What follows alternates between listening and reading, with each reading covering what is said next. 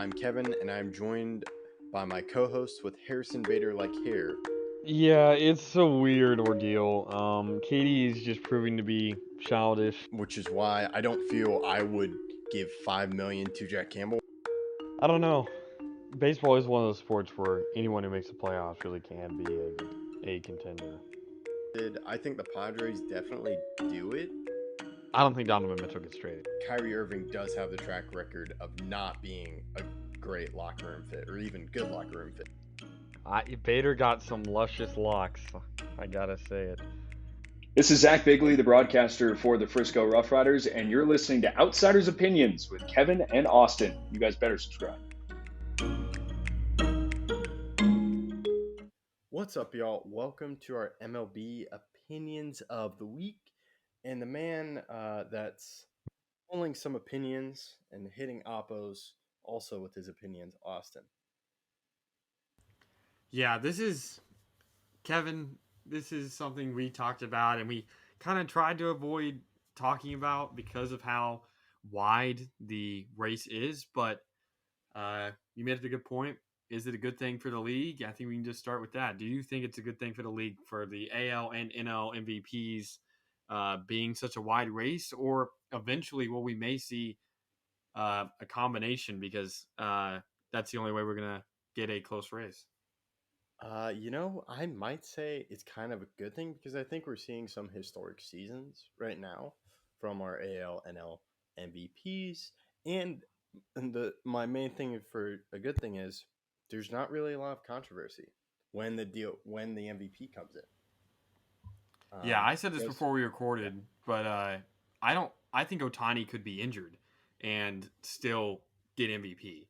And I would like to say as well that while some other players are having great seasons, what Acuna is doing this year and what Ohtani, it's just really hard to top those. I think the only interesting conversation we could have is who we would take between them. But even if we did do that, I think it's pretty easily Ohtani. Yeah, it's Ohtani. It's you can't go against it. I feel like Ohtani is risen past what it means to be just a great player. This year he has 9.2 WAR. He leads the MLB in player value for batting, like batting more. I believe he's also a triple crown. He's not there right now because he still is not leading batting average, but he is close. Gotcha. Yeah, which is crazy. And this is another thing I kind of want to talk about, Tana. You make a great point. Do you think it's a bad thing? I want to make sure I get your answer before I go into this other point. I think it is a little bit for the NL because the NL race, I feel like with Ohtani in the AL and how close the races were last year between Goldschmidt, Arenado, and Machado. Those three were so close, and I honestly, you could have picked any of those guys. I thought it should have been Goldschmidt, and it obviously was at the end. But between those three, I had no idea. And in the AL, I thought it was Judge, and it should be Judge, and that's who it ended up being. But Ohtani and him were so close; those could both be made an argument. But the NL was the only race that I really felt confident would be a race, and it's not.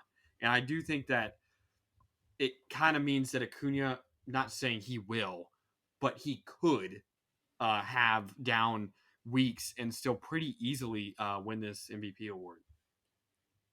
Yeah, I see your point. My next thing I kind of want to go into is I think the NL is just a down year on them. But with the AL, if Ohtani stays in the AL, I think he's always in competition for MVP as long as he's healthy because it's just incredible what he's doing. Again, the only year that I think last year was he maybe MVP level, sure, but Judge had to have a top 5 hitting season in MLB history. Like, beat him. He had to not just hit 62 homers. People forget he was in the batting title race. He was hitting over 300. That's not a year that you cannot give MVP to if Ohtani's not having a year like this year. I think Ohtani would have won it this year. Like, even if Judge had a season like he did last year. But it took it took the best hitting season I've ever witnessed with my own eyes to beat Ohtani, and that it does mean when Ohtani loses, it's more notable than when he wins at this point. Would you agree? Yeah, I agree. And yeah, that's why I kind of hope Otani goes to the AL or NL, not the AL, because I kind of want to see some other AL guys have more competition. But yeah, it takes a historic year. The Yankees were also one of the best. I agreed with you. Judge should have been MVP, but yeah, he had a historic year when Otani is just incredible. And he's also, it's just incredible what he's doing. And it's a shame he hasn't been in the playoffs yet. I agree. I completely agree. I don't necessarily know if we will ever see another player like him. I surely hope we do, We may but not be alive for it. yeah, that's a good point. But yeah, so I feel we've given enough love to Otani, but let's talk about Acuna. This is something I did mention stolen bases, but there's a disclaimer, new rules, but he's 55 stolen bases. Um, but his batting average is 337.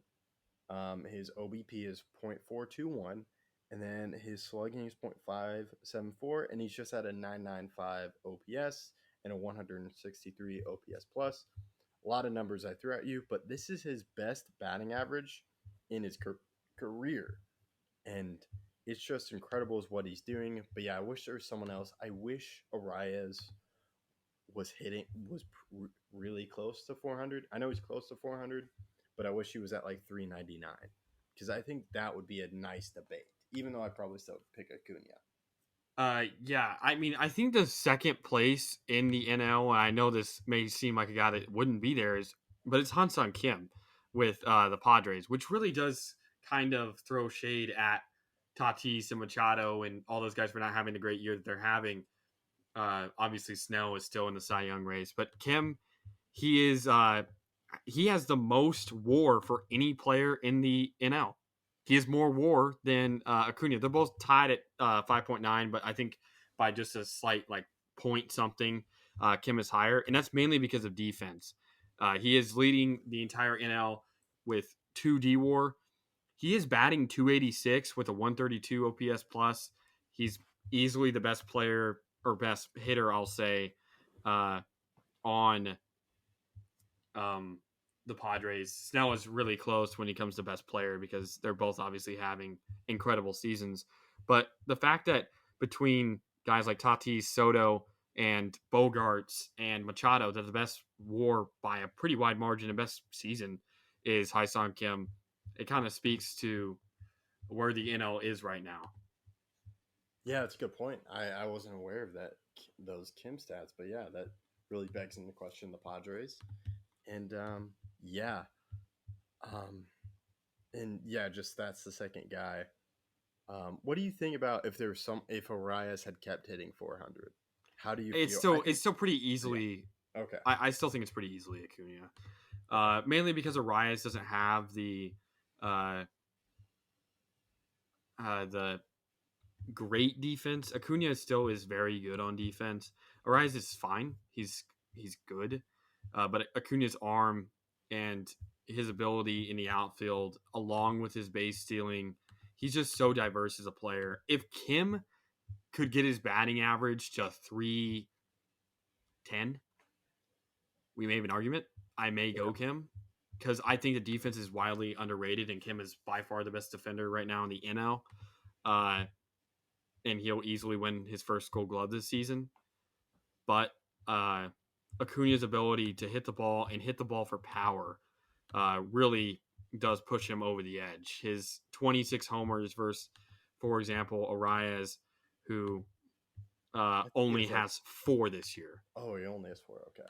Yeah, that's what really the problem is. And then Kim has 15, which is still pretty good, along with this, like I said, 132 OPS plus. But it's just he's not hitting for the same amount of power. And while Kim does have 27 steals, but Acuna has 55 stolen bases, and his ability, like I said before, to hit for power, and it's just what Acuna's done this year is extremely incredible. He's really developed into a player that we really haven't seen in a long time. his 421 on base percentage, which leads the entire NL, even with Arias hitting his high batting average as he doesn't have the best on base percentage. I think that's partially because teams are scared to face him, but also Acuna knows that if he gets on base, he can steal, and that's really helping the Braves win a lot of games. Yeah, and I wish there were some competitive races, but to me, it makes it easier for the voters, which we could get into a discussion about at the end of the season. But yeah, I think um, it's pretty much set. We had debated, but I think it worked out because we're kind of talking about how we know who the MVPs are. Now, hopefully, this isn't a regular thing because then I think that would be a bad thing. What do you think? Yeah, I agree. If this was a regular, it'd be pretty bad because I do think that's what increases intensity at the end of the year, especially if a team's not in the uh, playoff race. I would like to ask, are both Otani's definitely unanimous, but is Acuna Yes. unanimous?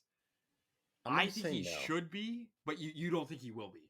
I don't think he will be. I think there will be one voter that maybe puts someone else. But yeah, I would say Acuna should be unanimous. These should both be unanimous just because of what he's doing. And the Braves are one of the best teams, while Otani is just one of like the best player right now, even though the Angels are not doing well. But I Acuna has just been incredible. I agree.